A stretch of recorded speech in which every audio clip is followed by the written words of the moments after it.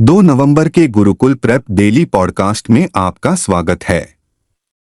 Update 1 नियुक्ति। सुमति धर्मवर्धने बने ICC के भ्रष्टाचार रोधी इकाई के नए अध्यक्ष। अंतर्राष्ट्रीय क्रिकेट परिषद आईसीसी ने श्रीलंका के सुमति धर्मवर्धने को अपनी भ्रष्टाचार रोधी इकाई एसीयू के लिए नया स्वतंत्र अध्यक्ष नियुक्त किया है। धर्मवर्धने ने सर रोनी फ्लैनगन की जगह ली, जो 14 साल के प्रभारी के बाद पद से सेवानिवृत्त हुए। धर्मवर्धने ने श्रीलंका के अटॉर्नी जनरल के विभाग में अतिरिक्त सॉलिसिटर जनरल के रूप में कार्य किया है, जो कई कानूनी मुद्दों में सरकार और उसके खेल मंत्रालय का प्रतिनिधित्व करते हैं।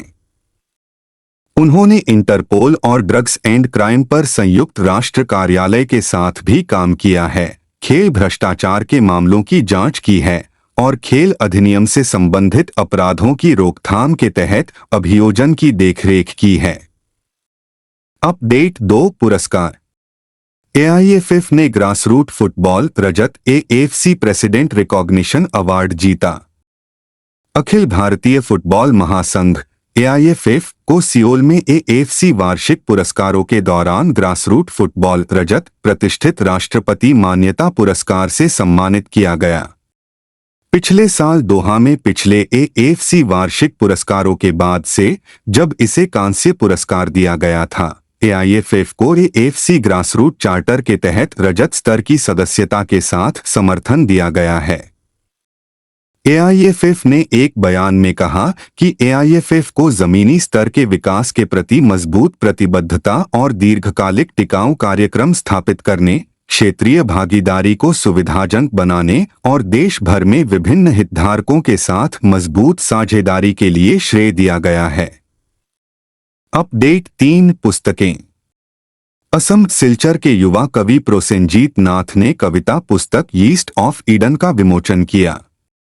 एक उल्लेखनीय साहित्यिक शुरुआत में सिलचर के युवा कवि प्रोसेनजीत नाथ ने अपना पहला कविता संग्रह ईस्ट ऑफ ईडन शीर्षक से जारी किया है। कविता में इस आशाजनक नई आवाज ने पहले ही महत्वपूर्ण ध्यान आकर्षित कर लिया है। पुस्तक का विवरण साहित्य अकादमी पुरस्कार विजेता और केरल साहित्य अकादमी के अध्यक्ष प्रसिद्ध द्विभाषी कवि के सच्चिदानंदन द्वारा लिखा गया है। अपने सारांश में उन्होंने कहा कि इस संग्रह में प्रोसेनजीत का काम कविता को स्पष्ट करने की उनकी क्षमता को प्रदर्शित करता है, जबकि कवि द्वारा खोजे जाने वाले विभिन्न विषयों, मनोदशाओं और भावनाओं को भी दर्शाता है। अपडेट 4 अंतर्राष्ट्रीय। तूफान कोंगरे ने तेज हवाओं के साथ ताइवान पर कहर बरपाया। ताइवान के दक्षिण पूर्वी तट से टकराने के साथ ही ताइवान में भारी बारिश और तेज हवाओं ने दस्तक दी, जिससे कम से कम एक व्यक्ति की मौत हो गई और दर्जनों लोग घायल हो गए। संयुक्त टाइफून चेतावनी केंद्र JTWC के अनुसार टाइफून कोंगरे ने 200 किलोमीटर प्रति घंटे 125 मील प्रति घंटे की रफ्तार से हवाएं चलाईं, जो श्रेणी 3 अटलांटिक तूफान के बराबर है, जहां इसने 31 अक्टूबर दोपहर को ताइतुंग काउंटी में दस्तक दी थी। ताइवान के केंद्रीय आपातकालीन अभियान केंद्र CEOC के अनुसार कम से कम 2 लोगों की मौत हो गई और 500 से अधिक लोगों के घायल होने की खबर है। अपडेट 5 राष्ट्रीय। राष्ट्रपति भवन में स्थापित कोणार्क पहियों की 4 प्रतिकृतियां। पहली बार राष्ट्रपति भवन सांस्कृतिक केंद्र और अमृत उद्यान में बलुआ पत्थर से तैयार किए गए कोणार्क पहियों की 4 प्रतिकृतियां स्थापित की गई हैं।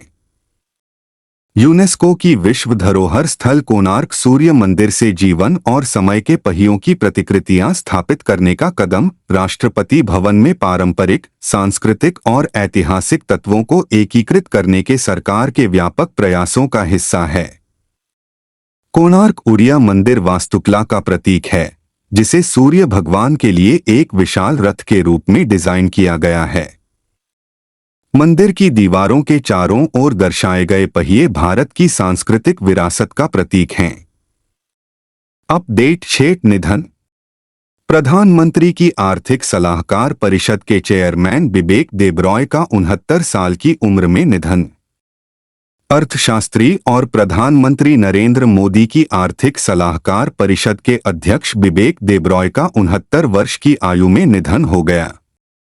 पद्मश्री से सम्मानित देबरॉय इससे पहले पुणे में Gokhale institute of politics and economics (गिप) के कुलाधिपति के रूप में कार्य कर चुके हैं। श्री देबरॉय की शिक्षा Ramakrishna Mission School, Narendrapur, Presidency College, Kolkata, Delhi School of Economics और ट्रिनिटी कॉलेज, कैम्ब्रिज में हुई।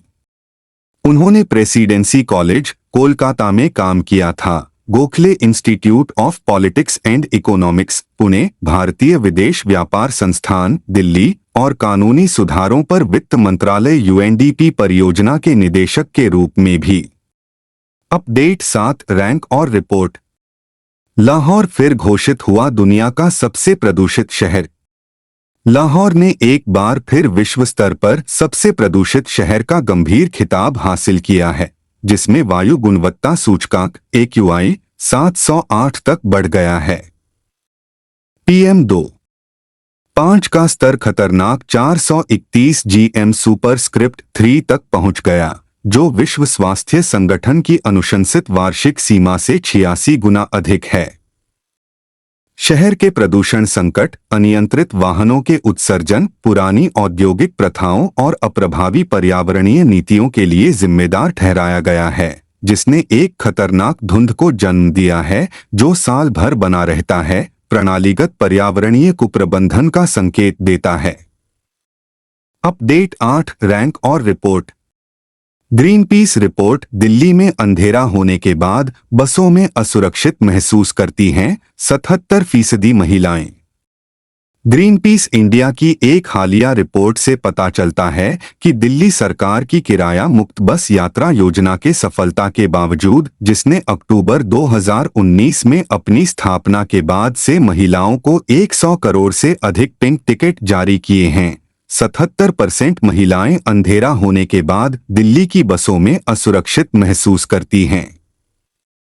इस योजना को महिलाओं के लिए सार्वजनिक परिवहन को और अधिक सुलभ बनाने के लिए सराहा गया है, जिससे उन्हें बिना किसी शुल्क के दिल्ली की बसों में यात्रा करने की अनुमति मिलती है, जिससे वित्तीय स्वतंत्रता का समर्थन होता है।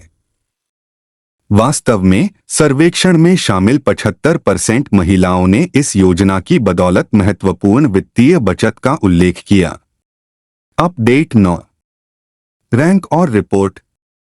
दीपोत्सव 2024 पर 25 लाख से अधिक दिए, अयोध्या में गिनीज रिकॉर्ड दर्ज। अयोध्या में इस साल दिवाली समारोह के दौरान प्रकाश और भक्ति अनुष्ठानों में 2 गिनीज वर्ल्ड रिकॉर्ड बनाए गए थे। नदी के किनारे 25 लाख से अधिक पारंपरिक तेल के दीपक या दिए जलाए गए, जबकि 1121 लोगों ने एक साथ आरती की, जो शहर के वार्षिक दीपोत्सव में एक अभूतपूर्व अवसर है। रिकॉर्ड बनाने वाली घटनाएं 55 घाटों पर हुईं, जिसमें प्रमुख राम की पैड़ी भी शामिल थी। प्रदर्शन के प्रभावशाली पैमाने को सत्यापित करने के लिए ड्रोन तैनात किए गए थे, सरयू नदी के किनारे दीपकों की सटीक गिनती को कैप्चर करते हुए, जो अयोध्या में एक महत्वपूर्ण मील का पत्थर के रूप में कार्य करता है। अपडेट 10 विज्ञान और प्रौद्योगिकी। भारत का पहला मेक इन इंडिया C-295 परिवहन विमान सितंबर 2026 में शुरू होगा। वडोदरा में प्रधानमंत्री नरेंद्र मोदी और उनके स्पेनिश समकक्ष पेड्रो सांचेज द्वारा भारत की पहली निजी सैन्य विमान निर्माण सुविधा का उद्घाटन देश के रक्षा विनिर्माण परिदृश्य में एक महत्वपूर्ण मील का पत्थर है। यह उद्घाटन रक्षा उत्पादन में अधिक आत्मनिर्भरता की दिशा में एक बड़ा बदलाव है, जो केंद्र की मेक इन इंडिया पहल के साथ संरेखित है। यह सुविधा मुख्य रूप से एयरबस C-295 विमान की असेंबली पर ध्यान केंद्रित करेगी, जो स्वदेशी विनिर्माण को बढ़ावा देते हुए भारतीय वायुसेना (IAF) की क्षमताओं को बढ़ाने के लिए तैयार है। इस सुविधा के इस साल नवंबर तक चालू होने की उम्मीद है, जिसमें पहला स्वदेशी रूप से निर्मित C-295 सितंबर 2026 तक शुरू होने का अनुमान है।